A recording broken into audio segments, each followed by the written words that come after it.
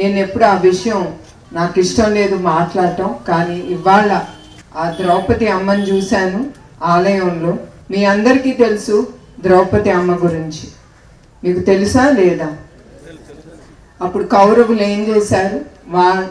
ఆవిడి భర్తని అవమానించాలని సిగ్గు లేకుండా ఒక ఆడదని, ద్రౌపది అమ్మని సభలోకి తీసుకొచ్చి ఆ అమ్మ చీరలాగారు.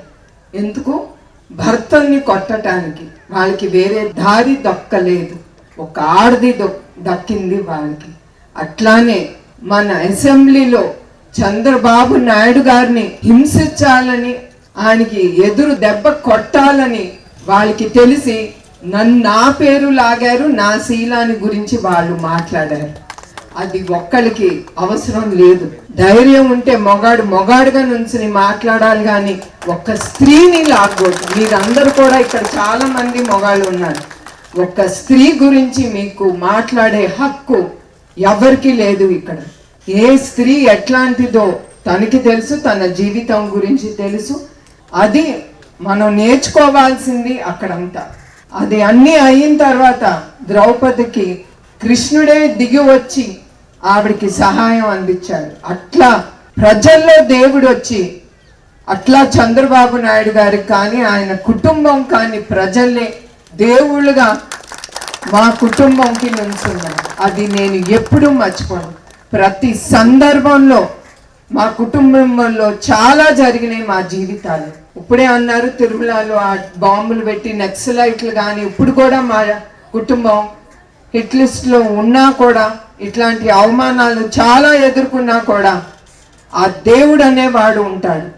ఎప్పుడు మా కుటుంబం మీకోసం, ప్రజల సేవ కోసం వాళ్ళు ఉన్నారు.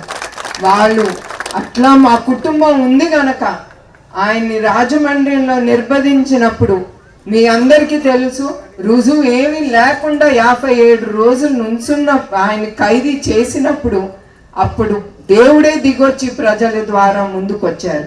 అదే గనక ఆయన తినుంటే ఆ 26 కోట్లని చివరికి చెప్పారు. ఆ 26 కోట్లు కూడా వాళ్ళు చూపించలేకపోయారు. అది మా కుటుంబం అంటే. అట్లానే ఇప్పుడు నా గురించి మీకు ముందర ఎందుకు చెప్తున్నానంటే, ఏనాడు నేను ఆ విషయం మాట్లాడలేదు.